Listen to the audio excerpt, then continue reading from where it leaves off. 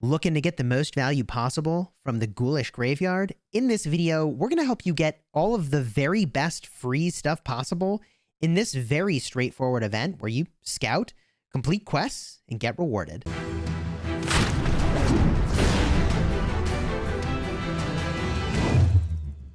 Hello, my friends, and welcome back. I'm Chisgule Gaming. Today, we're going to show you every single quest that we were able to uncover so far, cruising through the Ghoulish Graveyard, and which ones we think are definitely worth completing.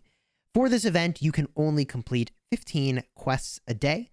After you've completed 5 of those quests, you can summon a witch, and battling a witch does have some really promising rewards, which we will show you. If you like Rise of Kingdoms guides that help you get value and smash your enemies, consider smashing that subscribe button for daily Rise of Kingdoms videos. We're a sponsored content creator, and here are all of the quests that we have been able to find so far. Now, the very best quest that you can find, by the way, is this one right on top. Train 4,000 tier 2 units. It gives you a cool 600 action points. Woo! If you find this one, I think this is really great. If you've got some training speed ups, you go get a rune, use the Duke. I think it's really phenomenal. You also get a little bit of resources here as well, some experience, and your witch's hat for completing it. You have 45 minutes to knock this out. The reason I like action points the most is that you can use those in the Lost Kingdom on high-level barbarians and get a bunch of gems and other goodies. And if you've seen my video about the newest version of KVK, Heroic Anthem, then yeah, you should be getting really excited at level 50 plus barbarians. And the fact that they can drop 100 gems or more, I mean, this is totally nutty. So the next quest is training 1,500 tier 2 units or higher. And by the way, my strong recommendation is that you actually just do the tier 2 and upgrade them later. That way you're not burning a lot of speed ups for something that is otherwise not tied to an event. Here, this is going to give you 200 action points. These are a lot easier to find because you can find it for siege units, you can find it for cavalry, for infantry, and archers.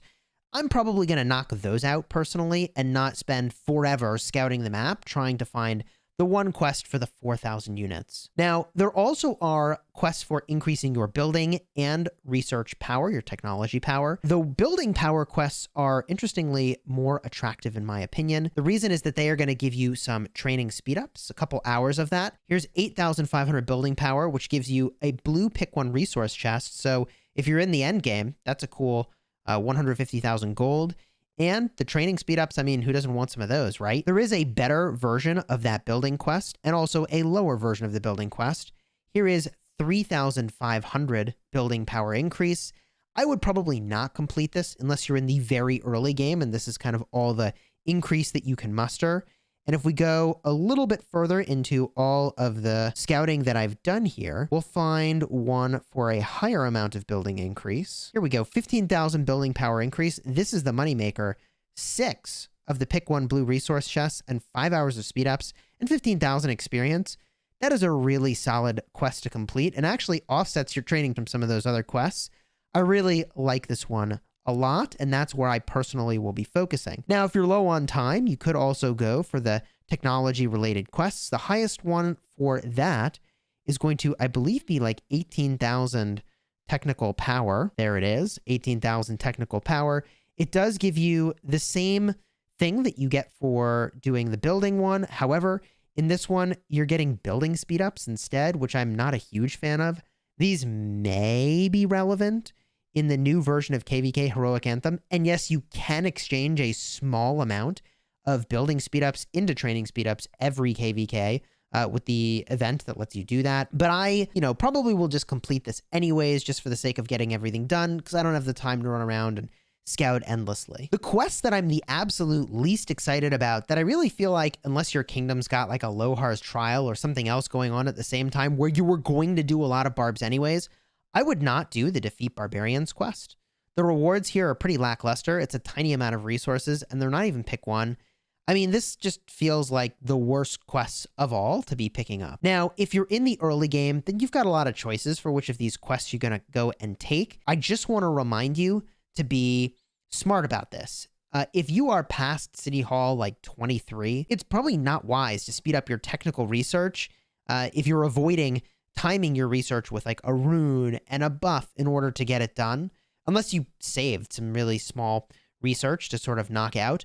Because my fear here is that you're going to be doing a bunch of building or research without a rune, and that without a rune and a kingdom title and a kingdom buff, like you're not getting all the value you could be getting, you know? If you're in the end game, then it's pretty straightforward. I think that troops are the way to go for the action points, and that's a pretty solid pickup. One additional tip that should get you a good bit of value is that if you see a quest you don't want, you actually can decline it. And by going to that spot and declining it, you actually allow this particular node to refresh with a new quest opportunity sooner. So when I decline this, it's going to tell me, hey, come back in 30 minutes and you can investigate again and try to find a different quest. And that is relevant if you're going to run around and do a lot of these to find the highest value quests, because then you can try to scout closer to your city rather than having to scout like really far away all the time. Also, it's a little easier to manage this massive list when it shows you that, like, hey, it says it's expired in this case, although I actually went in and manually canceled that one out, but it tells you expired, and that way you at least know it's checked off your list as one you're not doing. Once you've completed enough quests to summon a witch, you can go and do that, and I would recommend you rally the witch down so that your alliance members can get in on the rewards. They're extremely easy to beat. I actually saved this report where someone rallied with Ethelfled and City Keeper, just like for the memes. Super easy to beat these witches, just to point that out to you. And the rewards here are pretty solid.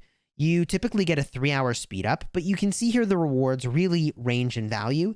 In this top one, I mean, I didn't get great rewards here, but Jeed's got a gold star, a 3-hour speed up, and a 30-minute speed up for training, and some resources, and some pumpkins. I mean, really solid all around. Gotshaft got 2 gold stars. Here's a couple gold keys. I do think that witches are a really good use of action points. Look at this. I got 100 gems. I got 100 gems, a 3-hour healing speed up, a 30-minute training speed up, and a gold key, and 375,000 stone. I don't think that these are worth using your action points compared to doing other events in the Lost Kingdom, especially if you have a Heroic Anthem KVK around the corner.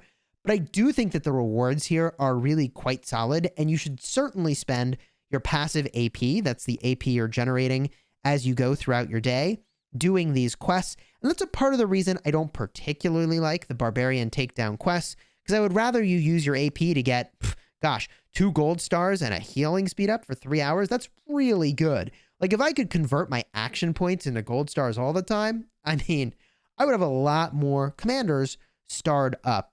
That's actually kind of an argument to be made there that maybe you should spend some AP on this, but I personally am going to be saving for KVKs. That's the time where I think it's highest leverage to spend your AP. And if you're in a KVK already, I still feel like the honor-related ways to spend your AP are probably better, particularly high-level barbs and forts. If you're looking for detailed information about the rest of the Halloween events, I'll put a card up in the top for the video I did a couple days ago reviewing everything before it even went live. And if you want to know about events before they go live to the majority of the kingdoms, then consider subscribing so you get that coverage way in advance. If you're looking for some additional entertainment, check out our Golden Kingdom shenanigans. We did a speed run in our last live stream. I'll have a card up in the top for that as well. The ending is definitely exciting. Check that out.